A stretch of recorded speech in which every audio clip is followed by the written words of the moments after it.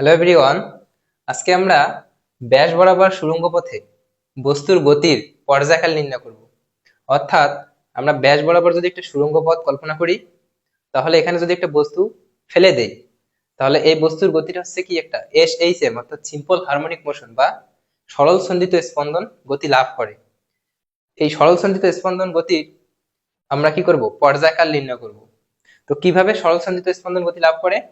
দেখো, যখন বস্তুটা এই জায়গায় থাকে তখন হচ্ছে কি ভূপৃষ্ঠে ত্বরণ কাজ করে, এখানে জি এর মান কাজ করে। যখন বস্তুটা নিচের দিকে আসতে থাকে তখন কি হয়, জি এর মানটা হ্রাস পেতে থাকে। এখানে যখন বস্তুটা কেন্দ্রে আসে তখন হচ্ছে কি জি এর মানটা হচ্ছে কি জিরো হয়, অর্থাৎ বস্তুটার ত্বরণ জিরো হয়। কিন্তু এই জায়গায় বেগের মানটা হচ্ছে কি ম্যাক্সিমাম হয়, সর্বোচ্চ হয়। যখন বস্তুটি কেন্দ্র থেকে নিচের দিকে আসতে থাকে তখন হচ্ছে কি জি এর মান বৃদ্ধি পেতে থাকে। এবং জি, আমরা জানি কি জি সর্বদাই হচ্ছে কি কেন্দ্রের দিকে কাজ করে। জি যেহেতু কেন্দ্রের দিকে কাজ করতেছে, বস্তুটা হচ্ছে কি নিচের দিকে আসতেছে, তাহলে অবশ্যই বেগের মানটা হচ্ছে কি হ্রাস পেতে থাকে। এবং এই পৃষ্ঠে গিয়ে বেগের মানটা হচ্ছে কি হয়ে যায়, জিরো হয়ে যায়। আবার জি হচ্ছে কি এই দিকে কাজ করে, অর্থাৎ কেন্দ্রের দিকে টানে। তার মানে বস্তুটি আবার এই দিকে যাবে, এই দিকে যাবে গিয়ে আবার কেন্দ্রে যাবে, আবার জি জিরো হবে, এখানে ভি ম্যাক্সিমাম হবে। বস্তুটি আবার উপরের দিকে যাবে, যেখানে হচ্ছে কি জি এর মান সর্বোচ্চ হবে, ভি জিরো হবে, এখানে তখন ভি জিরো হবে। তার মানে বস্তুটি এইভাবে দুলতে থাকবে। এবং দেখো, আমরা জানি কি SHM কণার অর্থাৎ সরল সন্ধিত স্পন্দন কণার সাম্যাবস্থানে সাম্যাবস্থানে ভি হয় কি ম্যাক্সিমাম, অর্থাৎ ভেলোসিটি হয় সর্বোচ্চ, এবং ত্বরণ হয় কি জিরো। তো দেখো, আমরা একটা পৃথিবী ড্র করছি, এটা হচ্ছে পৃথিবীর কেন্দ্র।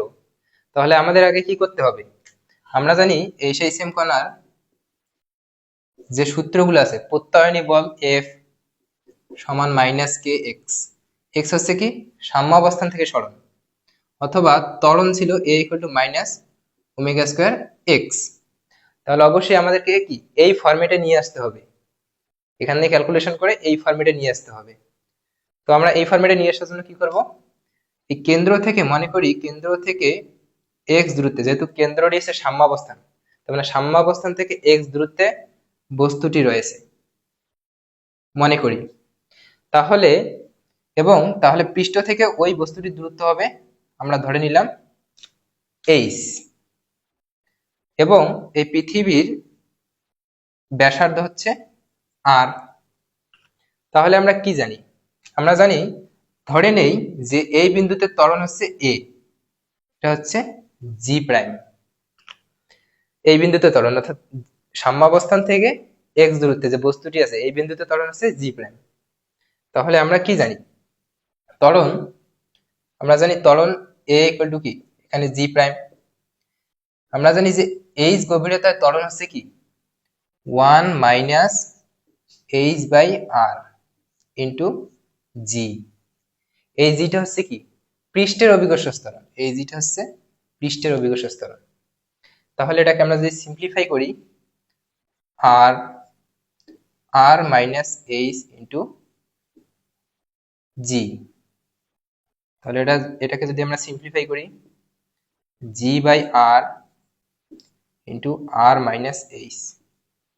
তোমরা এই দিকে দেখো, এইটুকু দূরত্ব হচ্ছে এক্স, পুরো দূরত্ব হচ্ছে আর, এইটুকু দূরত্ব হচ্ছে এইচ। তাহলে আমরা এক্স সমান কি লিখতে পারি? এক্স সমান কি লিখতে পারি?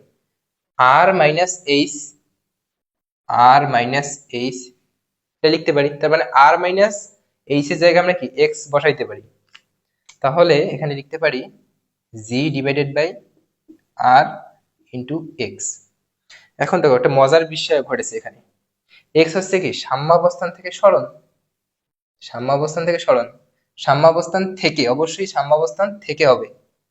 আর এ হচ্ছে কি ত্বরণ, আমরা জানি সরণ ত্বরণের সমানুপাতিক, সমানুপাতিক হয়েছে। সরণ হচ্ছে সাম্যাবস্থান থেকে, কিন্তু ত্বরণ সর্বদাই কি নিচের দিকে কাজ করে। এজন্য এখানে একটা আমরা মাইনাস দেব, অর্থাৎ ত্বরণ এ সমান minus g by r into x. কিন্তু আমরা কি জানি আবার, ত্বরণ আমরা কি জানতাম যে এ সমান মাইনাস ওমেগা স্কোয়ার এক্স। তার মানে এখানে একটা কি মিল খুঁজে পাওয়া যাচ্ছে না, এখানে এ আছে, ওখানেও এ রয়েছে, এখানে এক্স রয়েছে, ওখানেও এক্স রয়েছে। তার মানে আমরা কি বলতে পারি যে জি বাই আর এটা হচ্ছে কি ওমেগা স্কোয়ার না।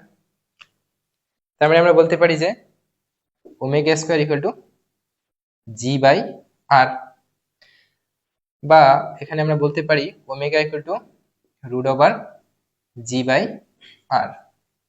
তাহলে এখানে আমরা লিখতে পারি ওমেগা সমান আমরা কি লিখতে পারি, 2 pi by T equal to root over g by আর। তাহলে আমরা এখানে লিখতে পারি পর্যায়কাল T equal to 2 pi into root over R by g. তাহলে আমরা এখানে একটা সূত্র পাইলাম, পর্যায়কাল টি ইকুয়াল টু, অর্থাৎ ওই বস্তুটার পর্যায়কাল T equal to 2 pi root over R, R হচ্ছে পৃথিবীর ব্যাসার্ধ, ডিভাইডেড বাই জি। জি হচ্ছে পৃষ্ঠের অভিকর্ষ ত্বরণ। আমরা আরেকটা কি জানি, আমরা জানি যে পৃষ্ঠের অভিকর্ষ ত্বরণ g equal to GM by R square. তাহলে এই জি এর জায়গায় এই জি এর মানটা বসাই দেবো এখন। তাহলে কি হইতো, তাহলে হবে হচ্ছে T equal to 2 pi root over R divided by g এর মান হচ্ছে কি GM by R square, GM by R square. তাহলে T equal to 2 pi root over, এখানে হবে আর কিউব, নিচের আর উপরে যাবে, ডিভাইডেড বাই জিএম। তার মানে আমরা আরো একটা সূত্র পাইলাম, সেটা হচ্ছে কি পর্যায়কাল T equal to 2 pi root over R cube divided by GM. তার মানে আমরা দুইটা সূত্র দিয়ে এই ম্যাথটা সলভ করতে পারবো। তো নিশ্চয়ই পর্যায়কাল বুঝতে পারছো এই বস্তুটার। ধন্যবাদ।